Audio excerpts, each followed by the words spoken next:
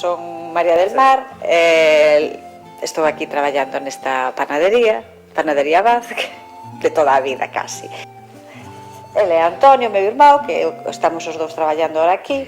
Ela é miña mãe Margarita, que é, bueno, a de antes, a de toda a vida. Bueno, a primeira foi miña abuela, Anita. E, bueno, foi a que puxo a panadería aquí. Que xa tiña unha panadería en Río Cobo. Puxo esta aquí e despois puxo outra en Burela. Era moi conocida e moi simpática, era unha boliña, porque era gordiña, sempre chea de fariña. Parecía unha bola de fariña. E, bueno, a partir deso, aí está. Cando ela se foi para Burela, para poñer a panadería de Burela, quedou meu pai e miña mãe, quedaron coa panadería. Estuvemos coa panadería desde o 36 hasta os 2001. Bueno, xa despois foise miña abuela, que todos eran meus pais, e tal, en 2001 alquilouse. E agora retomamos o negocio nosotros dous, e bueno, é eso. Pero bueno, despois non sei que máis. Ben, cando preguntamos o aquí en San Cipriano se fala de Toncho, de que se está falando? Pois do panadeiro. Como era Toncho era moi simpático. Tiña moito sentido de humor á súa maneira, así. Era... Pois non sei, así... Ahora mesmo aquí... Sí, no, era un home tranquilo, un home moi socialista, tamén. Moi socialista, tamén. E, bueno, traballou aquí toda a vida, desde que el anduvo ao mar ao principio, e despois, cando a abuela se foi para Burela, el quedou aquí. E, bueno, xa se dedicou todo para isto. Unha anécdota é que cando nacín eu, xa tiñan a panadería, e amasou sin sal ese día, da emoción. Ese día comeron todos o pavo pan sin sal. E non sei que máis. O pan que facíades antes, na época de Toncho, de Margarita, do mai, como era o pan aquel? De que maneira, de que formas, de que material estaba feito? Bueno, a mellor eso sabes máis tú, non? Bueno, o pan a fariña antes era moito... A fariña antes era moito mellor, agora son casi todos trigos transgénicos, de peor calidade, levan un aditivo e todo. Daquela era todo máis natural, e tiña moito máis sabor, e un color moito máis, un pouco máis oscuro, era un trigo así tamén do país.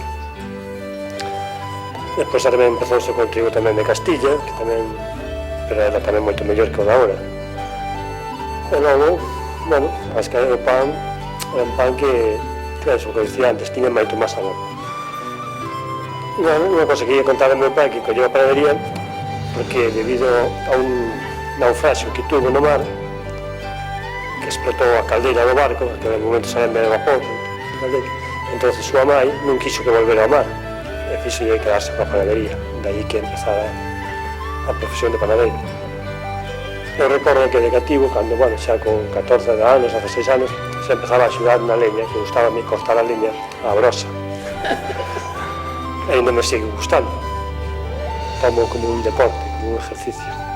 Que diferencias hai entre o forno de cando empezou a panadería ou o forno que tedes agora? Cales son as diferencias? Bueno, a diferencia básica é que os dous son fornos de leña, son refractarios, teñen ladrillo refractario, pero o de antes, claro, era o lume directamente á cámara onde se cocía o pan, mentras que o de agora é un calentamento indirecto, non vai o lume á cámara do pan, entonces podes estar cocendo seguido e quentando ao mesmo tempo, e daquela non, había que quentar o forno, quentalo un pouquiño máis da temperatura que se necesitaba para logo unha vez que se apagara, había que barrelo, limpiarlle ben todo o que soltaba a leña en fume, cocíase o pan, e a medida que se iba cocendo o pan, o forno iba enfriando, logo había que parar outra vez de cocer para volver a quentalo, en caso de que se quixera seguir. Sin embargo, neste forno de agora, non podes estar quentando o forno e ao mesmo tempo cocendo o pan. Unha cousa típicamente galega, típica da nosa terra, distinta ás demás terras do país, é a empanada. Como era a empanada da panadería de Toncho e como é a empanada de vosa panadería? Bueno, a empanada ven sendo o mismo, a empanada que se fai coa masa do pan mesma, non é ninguna masa diferente, especial, ni nada. É a mesma masa do pan, que se usa para empanada, e os produtos, pois produtos frescos, bons, de boa calidade, a diferencia, pois produtos podes usar de todo, empanada casi, desde o peixe hasta a carne, mexilóns, verduras, de todo, facemos empanadas bastante variadas. Eu acordo que tiña fama a empanada de xogua. Ainda hai empanada de xogua nesta panadería nosa de toda a... Bueno, ahora mismo non se está facendo xogua, o que máis demanda a xente ahora é casi a empanada de atún. Pero bueno, Pois, a xogua, si, a xogua faise máis de brao, igual que outras empanadas, pero bueno, estáse vendendo tamén a de bacalao, zorza, carne, e a de verduras está gustando tamén, a empanada de verduras tamén está tendo éxito. Desde esta panadería, hasta onde chegabades vos o traslado do pan, o ropanto? Bueno, hasta onde chegabades? ao principio, cando traballaba o meu pai, daquela non se facía reparto. Vinha a xente a comprar aquí a panadería. Incluso na época en que se comezou a fábrica de Alcoa, que había moita xente, pois non se repartía e así non daban feito con aquela panadería, con aquele forno. Despois, cando se xubilou meu pai, que collín unha panadería, pois foi cando se fixo a reforma, amplióse un pouco a panadería, e meteuse este forno que dá un pouco máis rendimiento, e ao cabo de uns anos da reforma empecé a facer reparto, pero sin salir do que é o pobo e os alrededores, Vieiro, Ondrás, a Venta e a Río Cobo. Non pasaba a carretera xeral, chegaba, non necesitaba máis. Eu sempre digo que como hai 3 ou 4 establecementos que son os puntos de encontro da xente, un evidentemente pode ser unha taberna, outro pode ser unha barbería, como diría Piqueiro, e outro na algunha é unha panadería. Como era o punto de encontro das mulleres que viñan aquí cando se facía o pan? Sí, claro, aquí xuntábanse as amigas e veciñas, incluso polas tardes, era un punto de encontro de inverno, sobre todo para vir a quentarse aquí, e a falar e vir a quentarse con calor do forno, cando facía frío. E xuntábanse a falar, e contar, bueno, pues, as súas cousas. Recordas algún código de alguna que era unha especial de facilidade para vir aquí e sempre contar un conto, alguna daquelas mulleres de San Ciprián de toda a vida? Non sei, tú ahora mismo... Eu acórdome de Antonia, a de Víctor, que sempre facía unhas galletas de nata moi ricas. Viñas a cocer aquí, entonces, pues claro, traías e xa esperaba que saliran, entonces claro, hasta que estaban cocidas, pues estaba aquí un rato. E bueno, tamén Ana, a tía de Marita, Rita, que eran tías de miña mãe, viña moito por aquí. E así, pues, non sei, anécdotas, pero bueno... Esa anécdota de cando facían bromas, non recordo se deixaran a cocer un bizcoito ou así, pois non parecera que me hecho. Sí, esa era cando tiña a panadería miña abuela, que é miña tía Ana María, a do practicante. Ela era moi así, moi bromista tamén, e bueno, unha vez a unha veciña, bueno, de confianza, comeron empanada. Comeron ya directamente. E despois non sei que lle dixera que se queimara, non sei como foi. Fixeron unha así. Fixeron outra para darlle así... É verdad, sí, comeron ya que era non sei que, devolveron outra que non era do mismo, bueno, sí, bromas así, pero bueno, alguén de confianza, Sí. Tamén recordo as bromas que lle gastaban meu pai aos amigos meus, que cando viñan a buscarme, igual en pleno inverno, dicíalles que Toñín está Toñín, non, Toñín vais a bañar. E iban para a causa, está aquí enfrente, mira a ver se me iba a bañar en pleno inverno. Era así, sempre estaba así, bromeando coa xente, meu pai. Hai unha lenda que dice que hai unha cova na causa, e eu recordo sendo pícaro, con Fero, Babi, todos estes, que unha vez Babi meteuse por a cova e que decía que foi capaz de chegar justo hasta o pozo de la panadería. Sí, é verdad. Que sabedes deso? Non sei se eu que sei que había un pozo antes frente á panadería que era de auga salada, porque precisamente dicían que o mar chegaba por debaixo a comunicarse co pozo. É unha cova aí que sí que dicían que chegaba hasta aquí, pero vamos, así non sei moito máis, unha cova pequeniña, claro que non se pasaba por ela, non.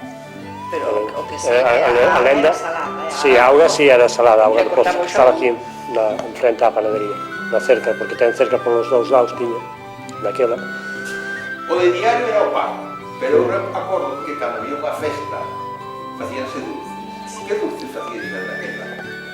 Facíase nas festas, todo moito o brazo de gitano, que estaba moi rico. Depois facíase bizcoitos, panales, pan francés, e todas esas cosas, sí, pero vamos, o brazo de gitano era unha cosa que para as festas, claro, facíase moito. Chegastes a estar aquí alguna vez de carne? Cabrito? Pois sí, aquí neste forno asouse de todo, cochinillos, cabritos, de todo.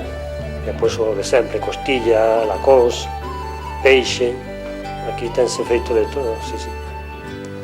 Tense asado de todo. Evidentemente, falar de Tocho é falar de un apellido, que son o apellido Blas. Perdón, Abás. Abás. Pero hai un apellido histórico nesta zona, que é o apellido Franco, que é o apellido de los Amaero, Sí, sí. Que podedes contar do apellido ou da xente que ten o apellido Franco? Ten unha familia larga, Sí, bueno, a familia Fra se sabe que eran carpinteiros de Ribeira. Aí os dous irmãos de miña mãe dedicábanse a construir barcos, a facer muebles, a de todo. Pero vamos, empezou como carpintería de Ribeira, facendo barcos de madeira, de vela. Bueno, a única que, claro, que se entrou en panadería, pois meu pai foi miña mãe. O resto, unha traballaba na casa do cura, outra era maestra. Eran así as 5 irmãos. A maestra daba clases particulares, eu teño ido ás súas clases. E pasaron moita xente por ali. A señorita Marcelina, que chamaba Marzuca. Marzuca é o nome máis popular. Unha panadería parece que é un negocio que empeza cando todo o mundo durme, precisamente para que cando desperten este o pan. Sí, sí, eso é verdad. Somos as nocturnas. Traballamos de noite para que logo a xente polo desayuno xa teña o pan quentiño e fresco. Solemos levantarnos que sei de brao, aquí empezamos ás 4 da mañá, 3:30, no inverno un pouco máis tarde, ás 5. Pero bueno, hai días incluso que vamos moi señalados, como na Marixaine, días de moito traballo, que igual estamos casi toda a noite traballando, facendo empanadas, asando carnes e moito pan. Ahora, noite supoño que a masa do pan, ou a masa en general, pasará por as máquinas que tedes, pero eu recordo un tempo que as máquinas eran as maus. Cales eran as mellores maus que había aquí para preparar? Bueno, aquí os que amasaban era meu pai e miña mãe, que pasaron moitos anos amasando a mao. Eu tamén teño amasado a mao cando se iba a luz, que daquela ao principio fallaba moito, sobre no inverno, co temporal. Amasar a mao habrá que canse, que dure, pero bueno, o pan é diferente. Ten outra cousa que lle falta ao pan que se fai coas máquinas, non? Ten outro sabor, outra consistencia, outra cousa, é diferente, notase distinto. A verdade é que ahora, de momento, tampouco estamos usando moita maquinaria, excepto a amasadora. O resto, facémolo a mao todo, casi. Menos as barras que pasan pola formadora, síguese facendo a rosca, o bolo, todo a mao. Empezamos a mao, e seguimos así un pouco xa como forma artesanal. Sí, sí. Hubo un tempo en que os pans non son como non eran como ahora, esas barras que todo o mundo pide. Era un pan redondo e era o acordo que en todas as casas, nas alacenas, había unha especie de plato grande que era onde se guardaba o pan tapado. Cal era a diferencia entre aquel pan redondo, aquel pan grande que llevaba varios días, claro, ese pan de ahora que cando pasan prácticamente 4 ou 5 horas xa non é o pan que tiñamos antes? Bueno, os pans que se fan agora, é o que digo antes, a fariña era máis natural, non levaba aditivos de ningún tipo ni nada. E a forma de traballo era a forma artesanal totalmente. Entonces, as fariñas eran mellores e o pan non se secaba tanto, aguantaba máis a humedad. Facíanse pás máis grandes, de 2 kilos, de 3 kilos, entonces aguantaban moito máis. Agora, claro, bueno, ainda o pan que sigo facendo o bolo redondo ainda sigue aguantando uns días. E fai un pan de centeo, por exemplo, que aguanta toda a semana, casi. O que sí cambiou tamén foi moito o tipo de consumo da xente, non? Entón, como non, ao principio non se cocía todos os días, cocíase un día para varios días, a xente levaba pan para varios días. Por eso se usaba moito pan, o bolo redondo, a peza redonda. Sin embargo, agora, a xente tirouse máis á barra, incluso xa a bagué, esa barra alargada estirada, que claro, levan pouca miga, pouca corteza, ese pan sécase moito máis rápido. E o bolo deixouse casi de comer, porque a xente non quere tanta miga, e queren un pan así moi blandiño, pero non queren miga. Esa costumbre foi cambiando ao largo dos anos, veuse traendo de outros países, Estados Unidos, a bagué, todas esas costumes que se veñen de fora. Entón, xa digo, agora todo é barra pequena, bagué, e bolo peza redonda, cómese moi pouca. Incluso roscas tamén pouco. Pan de trigo, pan de maíz, pan de centeno, que pan recomendades? Bueno, a ver, o pan de centeo, incluso os dietistas ahora creo que recomendan que é máis sano o pan de centeo que o trigo normal, que o trigo de Castillo, que é moito máis sano de centeo. E nós facemos pan de centeo, pero a verdade é que de momento non se vende moito, a xente non acaba de acostumarse a él. Donde sí vendemos bastante, que eu vou ao mercado a Cervo, e ali no mercado sí que se vende pan de centeo, máis que do outro. Faigo pezas de quilo, e de medio quilo, e véndese. Despois o resto aquí polo día xa non. E a diferencia, pois, que se conserva moito mellor, ten máis sabor, é máis oscuro, tamén é bo o trigo do país, que se abunda moi pouco, o trigo do país, o trigo galego hai pouquiño, moi pouco, a maioría do pan que se fai por aí dicen que é de trigo, pero non. Tamén é un trigo bon, que se aguanta tamén moitos días. O pan de maíz de momento aquí non facemos. Hubo un tempo en que a xente que traballaba no campo, que non tiña fundamentalmente a súa economía basada no mar, o que facía era pagar aos dueños do terreo, chamaban colón, Sí. en vez de pagar en cartos, pagaban en sacos, en especies. Eu acordo en moitas casas unhos grandes baúles, vamos chamar así, non se chamaban baúles, que contenían trigo, contenían maíz e contenían centeno. Vinían tamén xa algunhas veces con trigo para que nosotros fixemos o pan, ou vosotros exclusivamente utilizabais o vosso propio. Bueno, non sei, na época de miña avó, meu pai, supoño que na miña época de miña avó, sí, ainda se usaba ese sistema do intercambio de produtos, non? A cada cambio de pan traían sacos de trigo e todo eso. Despois, cando eu empecé xa eso, xa non, xa se compraban aos distribuidores, aos almacenes distribuidores, xa o trigo de Castilla e por aí. Cal é a maior virtude, con esto que aprovechamos, a maior virtude que vosotros diríais que ten o pan desta bella e querida panadería o Toncho, do lugar de San Felipe?